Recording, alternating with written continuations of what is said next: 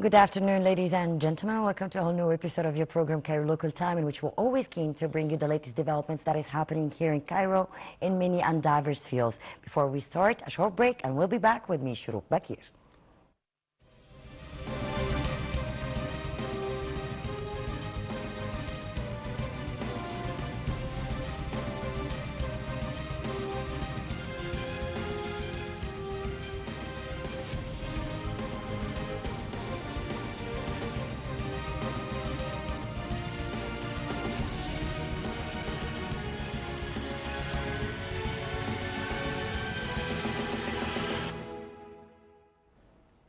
Welcome back. President Abdel Fattah el-Sisi issued a law over the annual periodic salary increase for employees addressed by the civil service law of 12% of their basic salary, in addition to a special allowance for those who are not subject to the civil services law of 15%. The law, which will be active from the 1st of July, also includes an increase of the additional incentive for the state employees, in addition to the consent of the special incentive for the employees subject to the law of civil services law and those are not subject to the law.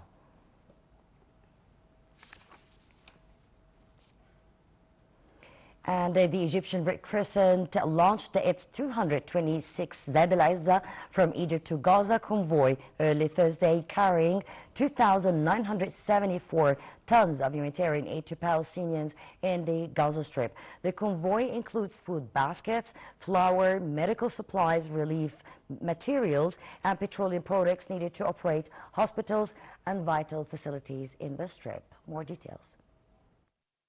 The Egyptian Red Crescent launched its 226th Zaid al-Izza from Egypt to Gaza convoy early on Thursday, carrying 2,974 tons of humanitarian aid to Palestinians in the Gaza Strip. The convoy included food baskets, flour, medical supplies, relief materials, and petroleum products needed to operate hospitals and vital facilities in the Strip.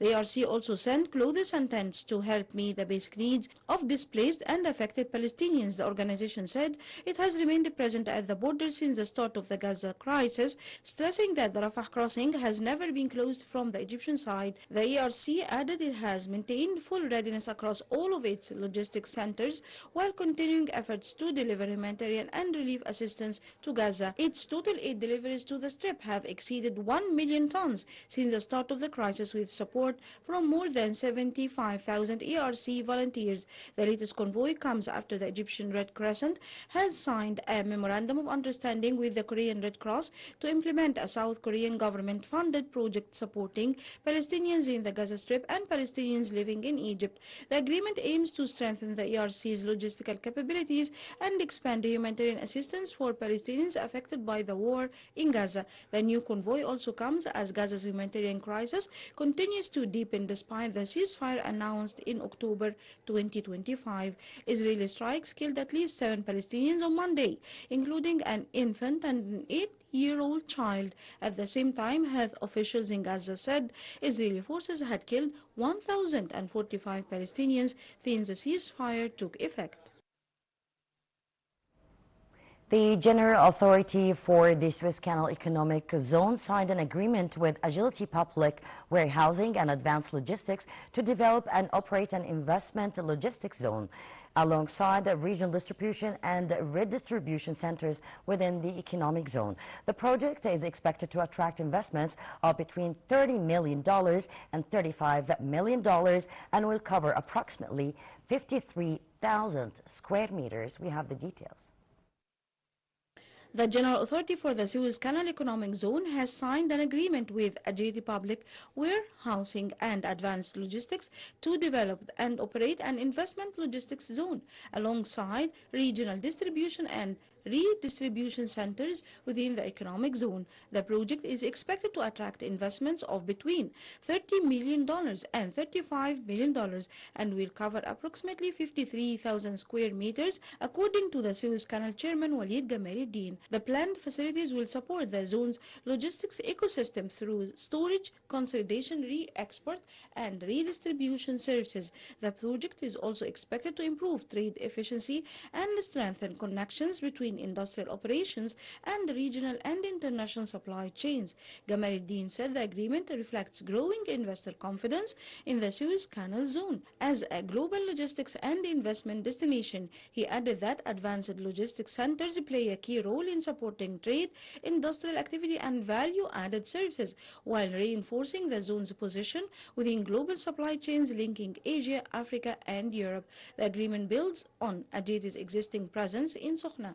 In February 2025, Prime Minister Mustafa Madbouli inaugurated the first phase of the company's customs center in the Sokhna industrial zone. The 21,000 square meter facility was developed within the investments of around $25 million and includes integrated operational services aimed at improving customs, clearance and logistics efficiency within the Suez Canal zone.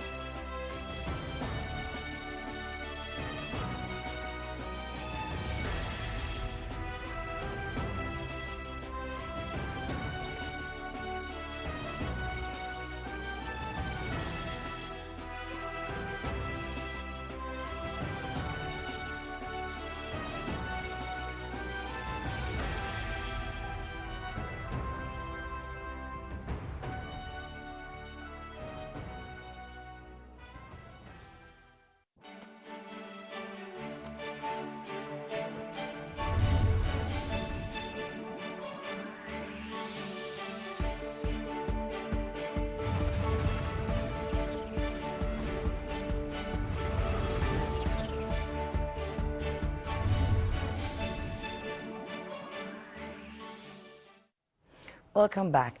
Egypt's food industry exports rose 7.1% year by year on the first 5 months of 2026, reaching approximately $2.43 billion according to the Food Export Council. The figure compares with $2.27 billion during the same period in 2025, underscoring the sector's continued expansion in international markets despite global trade pressure. Spain emerged as the fastest growing destination for Egyptian food exports. Exports to Palestine grew 47%, while China recorded a 42% increase.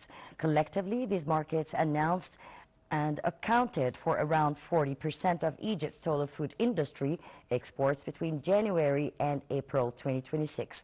The Food Exports Council said that the performance reflects Egyptian companies' growing competitiveness abroad and the broader expansion of Egyptian food products across key regional and international markets.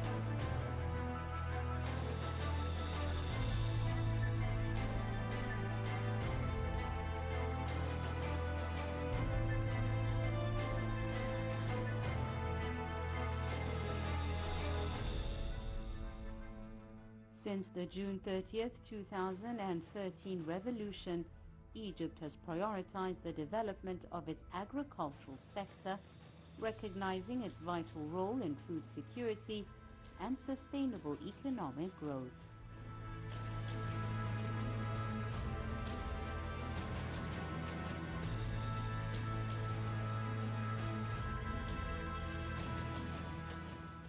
A major step has been the launch of the 1.5 million Fidans project, which aims to expand cultivated land using modern irrigation and farming techniques, particularly in desert areas, to reduce reliance on food imports.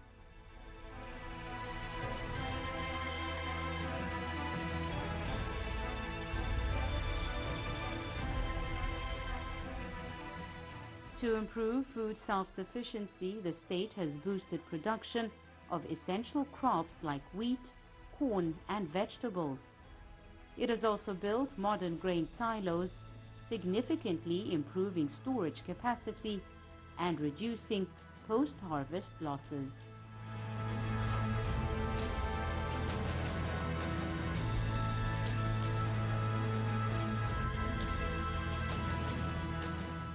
Egypt has upgraded its irrigation systems, promoting water-efficient methods like drip and sprinkler irrigation to address water scarcity and increase productivity.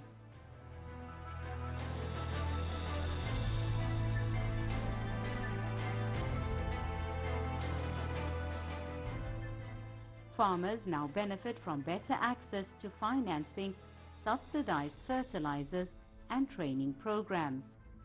The introduction of the Smart Agricultural Card has helped ensure transparent and fair distribution of state support.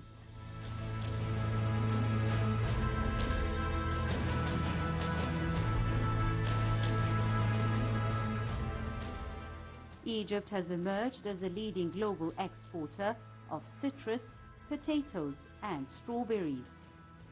Thanks to improved quality and compliance with international standards, new markets have opened in Europe, Asia, and the Gulf.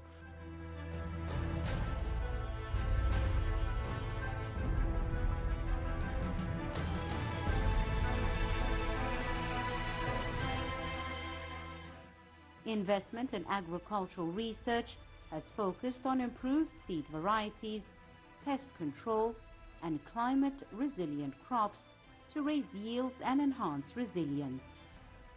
Meanwhile, Rural development has been advanced through the presidential initiative Decent Life or Hayya Karima, which supports local agro-industries, rural roads, and essential infrastructure. These reforms have made Egypt's agricultural sector more productive, modern, and resilient, positioning it as a key pillar of national development and progress towards the Sustainable Development Goals.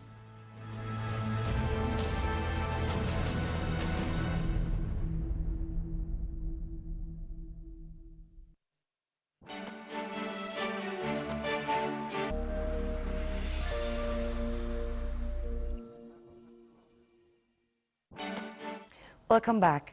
The Egyptian pound continues to extend its gains at this week's end, addressing and trading at Egyptian 49 per the US dollar on Thursday, as closed business COB approaching pre-US Israel war on Iran rates. The currency traded at 49.5 for buying and 49.19 for selling on Thursday, strengthened by the 0.5% from earlier this week's Egyptian pounds 49.30. Details follow. The Egyptian pound continues to extend its recent gains at this week's end, trading at 49 Egyptian pounds per the US dollar on Thursday, close to business COB approaching pre-US Israeli war on Iran rates, while gold prices rebound according to the Central Bank of Egypt rates. The currency traded at 49.05 Egyptian pounds for buying and 49.19 Egyptian pounds for selling on Thursday, strengthening by 0.5% from earlier this week's 49.30 Egyptian pounds. The pound trades below rates last seen during the first few days after the onset of the US-Israeli war on Iran on the 28th of February, when the currency traded at 49.3 Egyptian pounds per dollar on the 2nd of March. It's also approaching the rate of 48.82 Egyptian pounds seen the day before on March 1st. Despite the recent recovery, the pound remains about 1.2 Egyptian pounds or 2.5% weaker in value than its pre-conflict level of 47.99 Egyptian pounds against the US dollar. Meanwhile, the lowest rates ranged between 49 Egyptian pounds and 49.05 Egyptian pounds for buying and between 49.1 Egyptian pounds and 49.15 Egyptian pounds for selling at 5 Egyptian banks. The euro traded at 55.91 Egyptian pounds for buying and 56.07 Egyptian pounds for selling, down from 56.12 Egyptian pounds and 56.29 Egyptian pounds. The British pound traded at 65 Egyptian pounds for buying and 65.19 Egyptian pounds for selling. According to the Central Bank of Egypt data, Gulf currencies have depreciated against the Egyptian pound by between 0.3 and 2.7 Egyptian pounds since the outbreak of the US-Israeli war on Iran. Egypt temporarily listed 3 state-owned petroleum companies on the Egyptian exchange as part of its state ownership offering program alongside Al Ma'mura for Real Estate Development and Tourism. Egypt's state-owned enterprises unit is targeting the listing of around 30 government-owned companies, including 20 from the public business sector and 10 from the petroleum sector.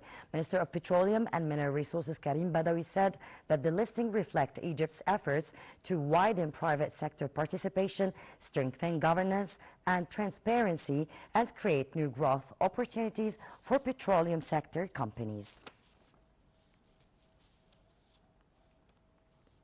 And to shed more light on this topic, I'm so delighted to be accompanied over the phone by Dr. Ayman Ghoneim, the economic and legal expert. Good evening.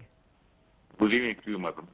Well, Dr. Ayman, of course, right now we've been witnessing lots of developments that is happening in the economic sector here in Egypt and also in the investment sector. But lately, or the recent development is that the General Authority for the Suez Canal Economic Zone signed an agreement with Agility Public Warehousing and lots of development actually been happening in this area. So how could you see a deal develop and operate an investment and also logistics, the zone within the Suez Canal zone?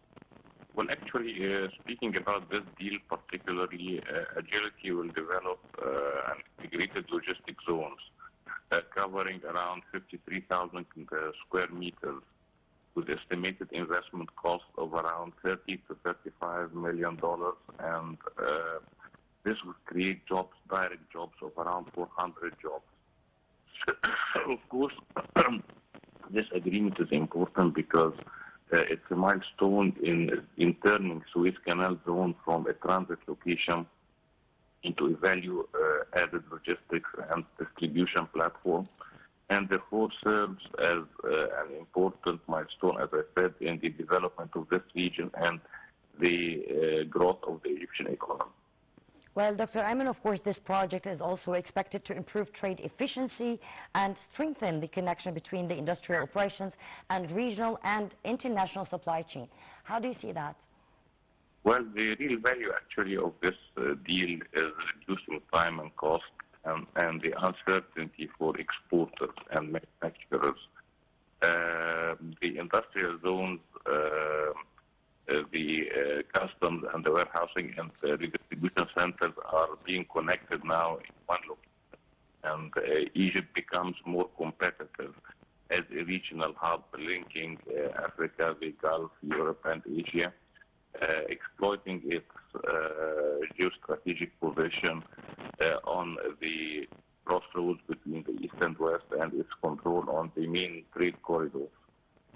That's why this will improve the trade efficiency throughout Egypt and help to transform Egypt into a regional logistic hub.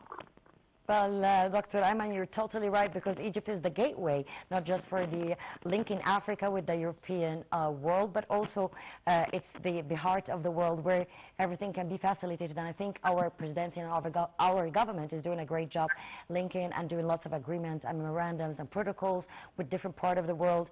Now we are flourishing our investments and our economy, as you see. Absolutely, and actually this boosts the the investment or the investors' confidence in the Suez Canal area. The deal reflects the rising confidence and rising demand of investors in such area, and it comes from a major international logistic player like Agility, and it builds on Agility's earlier customs and the logistic investments also in Sokhna. The deal shows that the investors now see Suez Canal Zone as an operational platform, not just a strategic location. Well, Dr. Ayman, I think we're blessed to have such projects and such mega projects that are done by our government to go parallel also with our Vision 2030. Not just that, but we are flourishing in different sectors, especially this more encouraging for the foreign investment and for other countries to be part of such a flourishing sector. Dr. Ayman? Yes. Yes, can you hear me Hello? now? No, I missed the last part. Sorry? I missed the last part. Yes, we were speaking about how Egypt is standing still when it comes to the foreign investment. It's very encouraging, though there's lots of work happening on the ground, not just when it comes to the trade, as you said, the Suez Canal Economic Zone or the Sokhna port or different part of our beautiful Egypt. Speaking about the Egypt's food industry, exports also rose to 7.1% year on year in the first 5 months of 2026. I guess this is very, it's not that weird for Egypt right now. We are enhancing a lot. What is your intake in this factors beyond this? As you mentioned, Egypt processed food increased to $2.4 billion from Jan to April, with a rise of 1% year, and this growth was driven by many factors, both the diplomatic undertaken by President Sisi, improving or elevating relationships between Egypt, European Union, and Mexico to the level of strategic partners, gaining better access to Arab, European, Asian markets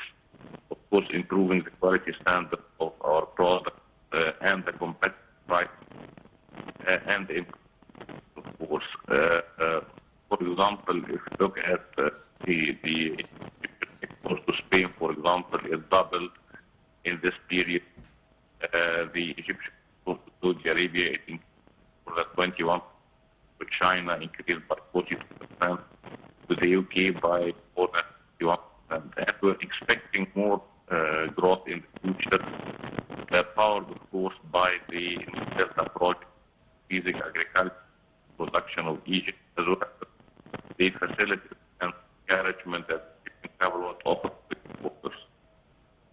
Well, Dr. Ayman, I think also the line is cutting off a little bit. I cannot hear you probably, but speaking about the Egyptian pound, which continues to extend its recent gains this week and rising to trading at 49 per US dollar.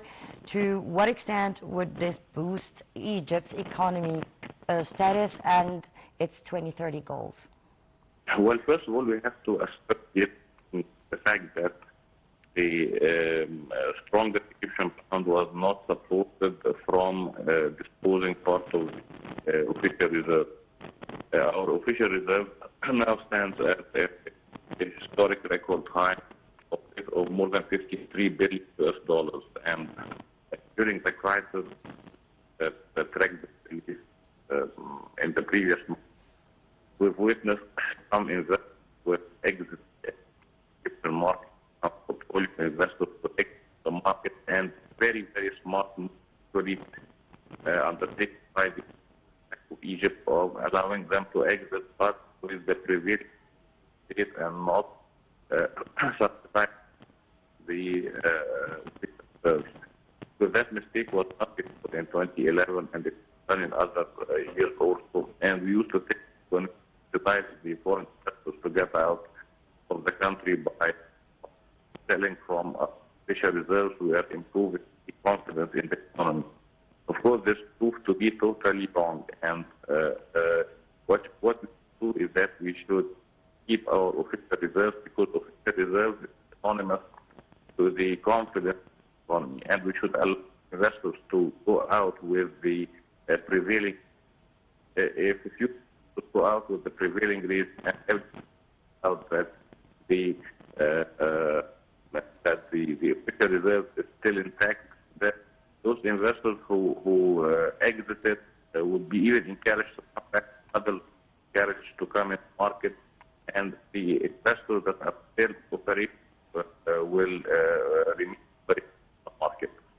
Of course, the stronger pound that we witnessed during the past few weeks was a process of an increasing inflows of the foreign currency from one hand, and of course the easing of the political tension that led to a reduction in the access to the Brent stands at around $70 per barrel compared to $73 per barrel before the war on February 28, and $150 per barrel during the war.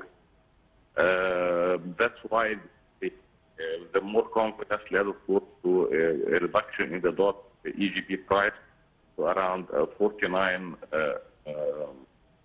pounds per dollar. And of course, such strengthening of the economy helps, or such of the Egyptian pound helps the economy by reducing the price of the import bill to control the prices. But again, to remember that the appreciation of the Egypt, on the other hand, in improving the exports, help make the local production more competitive, facing competition. So I believe we have to strike. Dr. Ayman? Yes. Yes, I can hear you. Yeah. Yes. So I believe we have to strike between having strong Egyptian and product. Well, Dr. Ayman, I guess that we're doing a great job when it comes to our economy, when it comes to our investment and foreign investment. I would like to thank you so much for this insightful conversation, Dr. Ayman Ghoneim, the economic and the legal expert. I would like to thank you so much. Well, ladies and gentlemen, unfortunately, we came to the end of this episode. Promise to be back tomorrow with more diverse segments. Until then, best regards from me, Shuruk Bakir.